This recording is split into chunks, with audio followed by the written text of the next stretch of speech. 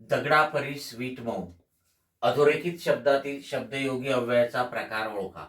परीस हा शब्द अधोरेखित केलेला आहे आणि दगडापरीस वीट मऊ याच्यामधील दगडापरीस, ठीक आहे. तर हे जे शब्दयोगी अव्यय आहे परीस, या शब्दयोगी अव्ययाचा आपल्याला प्रकार ओळखायचा आहे.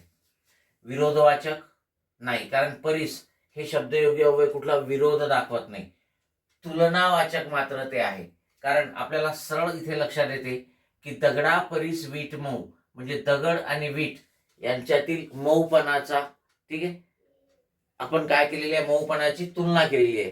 ठीक आहे, दगड आणि वीट यांची तुलना केलेली आहे आणि म्हणून ते तुलना वाचक येईल. ठीक आहे. सहचर्यवाचक मध्ये, ठीक आहे, सहचर्य म्हणजे सोबत संगत दाखवतात. सह, सोबत, बरोबर, संगे, निशी. ठीक. त्याच्यानंतर संबंधवाचक, संबंधी, विषयी, हे संबंधवाचक मध्ये येतात, ते संबंध दाखवत असतात. मग परीस हे तुलनावाचक आहे. मध्ये, पेक्षा, हुन हे सर्व तुलनावाचक शब्दयोगी अव्ययामध्ये येतात. ओके, आणि म्हणून 2 नंबरचा पर्याय आपलं उत्तर. यस.